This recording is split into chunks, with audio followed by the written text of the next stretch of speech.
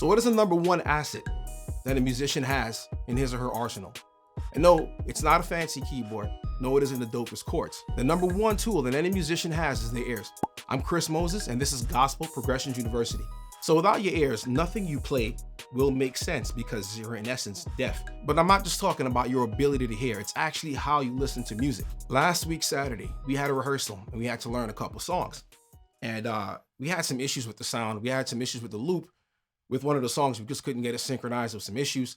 So we just scratched the song. I was prepared from the week before for the songs that we're going to do on Sunday. So what ended up happening is that, well, we have to do, a certain number of songs in the set. And well, what was thrown on me was a last minute song. So I had to go home and I had to learn it that night. It was Saturday and we had to get it ready for Sunday.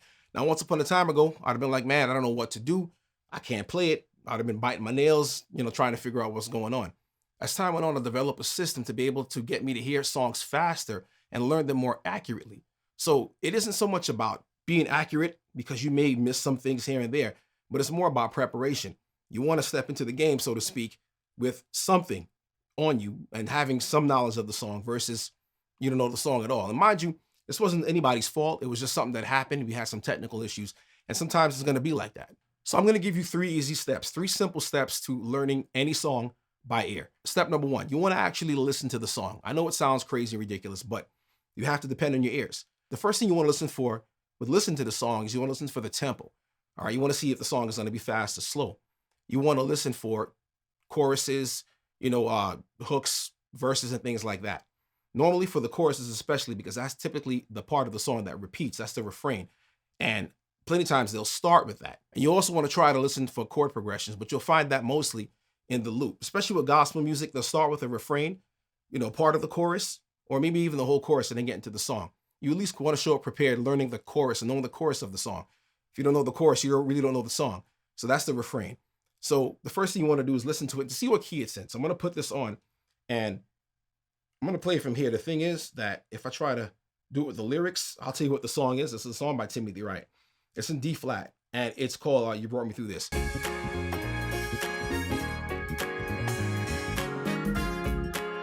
I got an intro.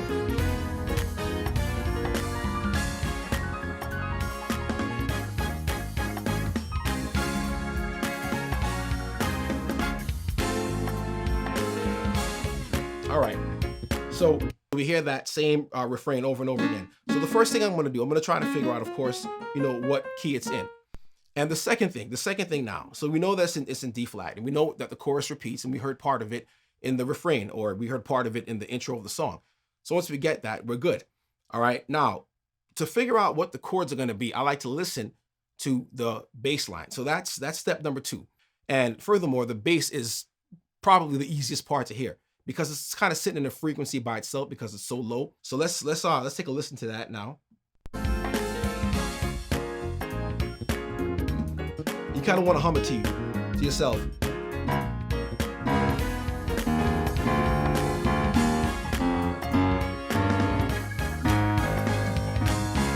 All right. Okay. So once we have that part, we have pretty much the whole song with a case like this. So I know that the song is in D flat. So I'm thinking to myself, well, if it's in D flat, I know that the 1 D flat major, because I'm hearing the chords, the changes, 2, 3, 4, sharp 4, and 5. All right, to you, right? Lyrics. I'm hearing the song in my head.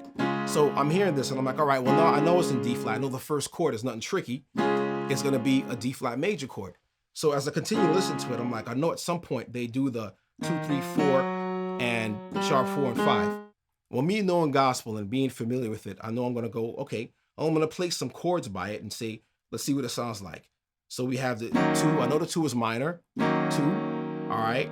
I don't know what gospel. You're not typically going to play a 3 chord as a minor chord. You're going to play it as a 1 over 3. All right. So, all right. I know the 4 is coming up. And I know with gospel, I'm going to have a sharp 4 chord. All right, and move from there, I'm going to go to a 5 chord. And typically the 5 chord is going to be some kind of suspended chord. All right, like this. I can even play a regular 5 chord, but in this case, I'm not going to have this 1 over 5. I know, because we're going back to the, all right?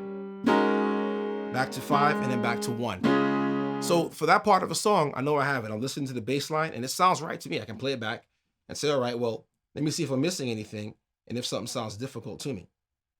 Let's go back a little bit here. All right.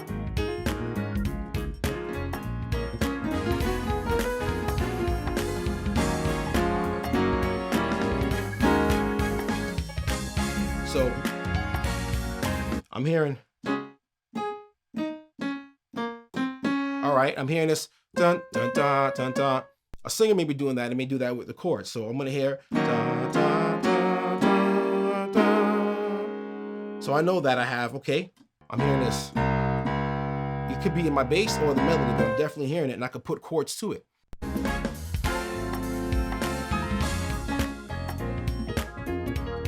So I'm hearing the bass line, right? You wanna hum to yourself too. I don't care if you can sing or not. Eventually, you're gonna learn to be able to pick these things up, because it's just part of being a musician. So you're hearing da dum da bum bum bum da da da da da. So right, that's what I'm hearing. So the first thing, I'm listening to the beats. So it's bum dum bum da 1 2. All right, so I know my first chord is gonna be this, at least this, right? Second chord, I know the 6 is B flat, so I can go to 1. All right, dum dum, a 6 chord.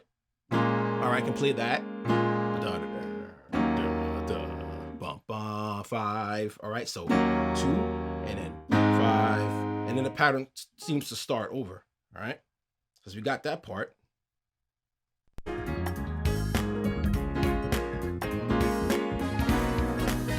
All right, it changes up back a little bit. All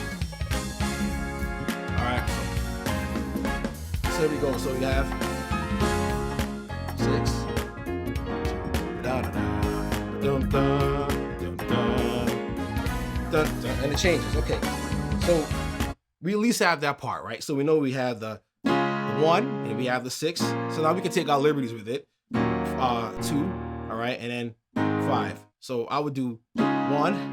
So I'll do something like that, you know, because I know that it's going to be going to a minor chord, excuse me, and then we can go back over to the 5 chord, and I can do a couple things here too, all right, but I'll keep it just the 4 over 5, and then we just keep repeating it, dun, dun, dun, dun, and then it changes. Dun, dun, dun, dun, dun, dun, dun, dun. My knowledge of gospel music, I'm like, all right, we're going to a 2, and I heard that from the beginning, the ba ba da da da da da da da da.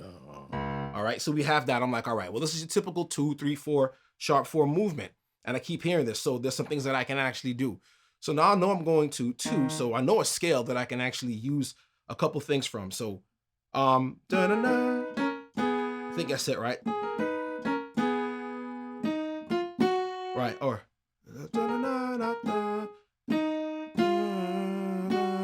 they may have done that. So, right. So I'll do this. I know I'm going to E flat, so I'll do this here. And I can do, so we're doing, or I can do this. What am I? Or rather, all right. Right, so I can do something like, right, so I would do, so I know I'm going to 2, so I'm going to do a 2 5 1 chord movement. It would really be,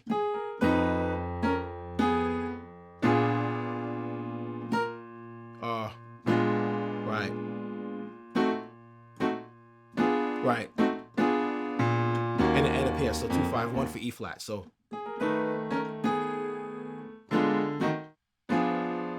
Here, because I know I have a couple of scales that I know I have in mind that of my knowledge of gospel music that I can actually hear it. So that came through a development of actually hearing what I'm playing, all right, through the years, not just hearing what I'm playing, but understanding what I'm actually trying to play. So let's listen to some more of it and see if we can actually kind of piece out some of the parts and put it together and see what we have. Let's go back a little more. 2 3 4.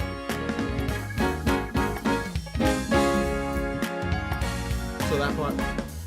All right, right there. So I hear, all right. And this is typical, the 4, 5, 1, and then 5 to set them up, and then ba-da, ba-da-da-da, ba-doom, doom, ba-doom, boom, boom, boom. So I hear the pattern already, I know what's going on. And then the turnaround. So from the turnaround, I'm gonna have again. Da-da-da, da-da-da,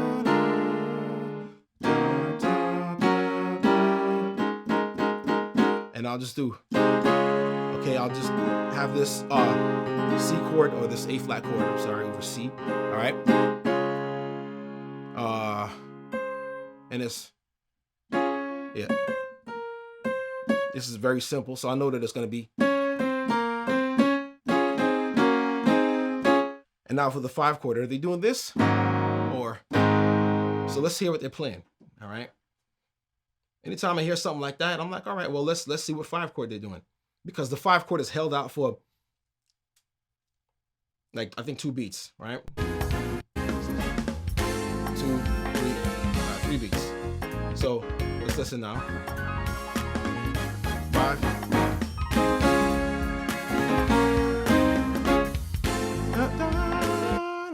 So I'm hearing this, or yeah. So I'm hearing 3, 5, or 3. The 3 going to the 1, right? So the walk up, as we know, or rather, all right, and then we do the easy. Is that what we're hearing? So over 5? No, that's not it. But you can't do that and get away with it. But you kind of want to stay true to what's going on. Rule number 3, or step number 3, I would say to listen to the singers. Usually they're louder in the mix, okay? The singers will just kind of stand out. And, you know, a human voice is going to be very different from a bass, a piano, and, you know, horns and things like that. So you want to listen for that. You want to listen for their melodies, because they're going to be carrying the melody of the song, all right? And they're also going to be having harmony. And if you can't hear harmony, at least the bottom line thing I want you to understand is that listen for the melody. In this case, we're listening to chords because there's no singers here, because I don't want you to strike. But we also have a bass line.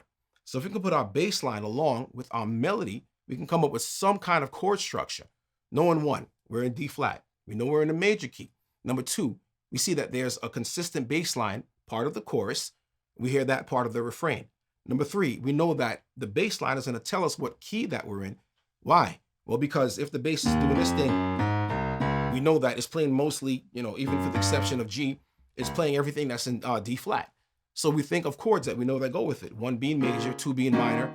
And then we listen for patterns that we already are aware of. Like in gospel music, your 1 over your 3, suspended 5 chord, or even a 1 over the 5. Okay?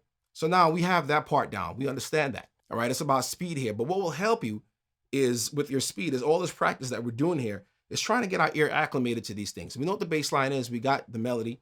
All right. And now we have harmony from simple, you know, chord movements. But to spice things up a little bit, and that's what they're doing there on that 5 chord, there's a couple things that we can actually do. Because I know from my experience with playing with 5 chords in a major key, what my options are. Okay. So I'll put the track on again so we can actually take a listen to it, see what that sounds like. And we can build our chord structure from there.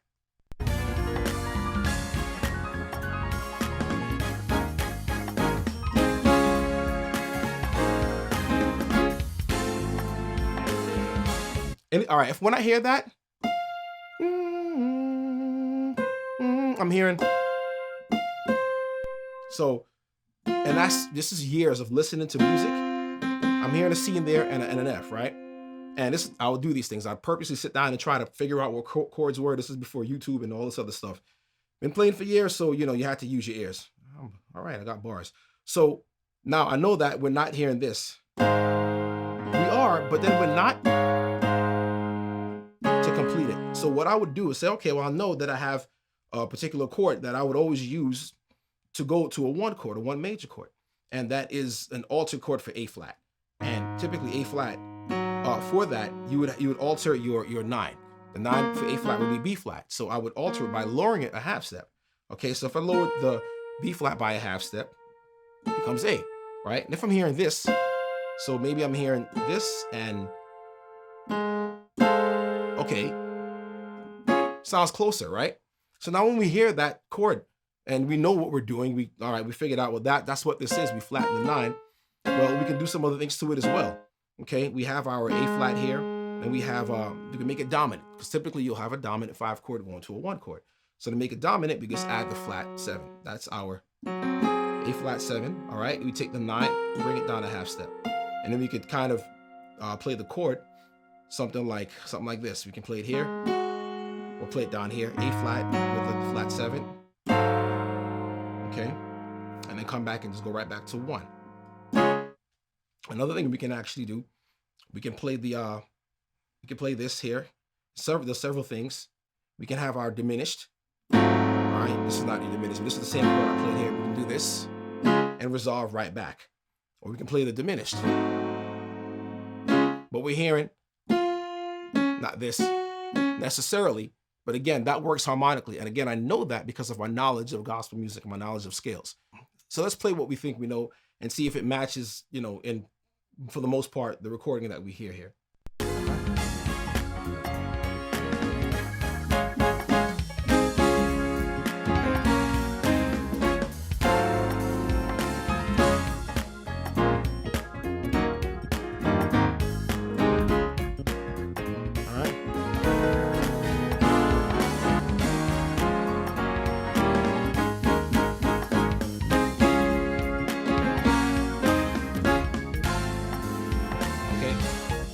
I'm hearing something else too, but basically that's what it sounds like. So if you're trying to learn this in a pinch, you want to just keep it as simple as possible, but add whatever embellishments you would like that would go along with the recording. But don't get too crazy, because remember, other people may know it, kind of what happened to me, and you may not know it. So keep it simple. You want to keep it basic, but true to the form as much as you can, as much as within your ability is to do so. So to recap really quickly, the first thing we got to look at, step number 1, we'll listen to the song. All right, we'll listen for the format, the tempo, and things like that. We see that it's a faster song. It's not a slower song, so we're going to be kind of moving around pretty quickly. All right, and we're going to look at the refrain, the chorus, along with that. That's what we're listening to for. All right, it doesn't have to be an exact tempo like, well, it's 74.3 beats a minute. But we're looking for if it's fast or slow. That'll dictate to us how long we're holding out chords for, the amount of chords we're going to be playing in a given time. We have to learn the bass line. The bass line gives us structure. It gives us the root of the chord. All right, so we understand where that is coming from. And number 3, we're listening for melodies or for singers. All right, so we have our structure of the song, how many times the chorus comes up, the bass, the roots of the notes, and the melody that can clue us into, what we're actually listening to. If you really want to learn more about ear training for gospel musicians and how to accurately reproduce the music that you hear and the chords with the melodies, then you need to jump on my free training, Gospel Musicians Ear Training Bootcamp. I'm having that training on April 2nd. It's going to be me. It's going to be live. And it's going to be 100% free. All you need to do is register at gospelproggressionsuniversity.com/ear training bootcamp. God bless you, and I'll see you in the next video.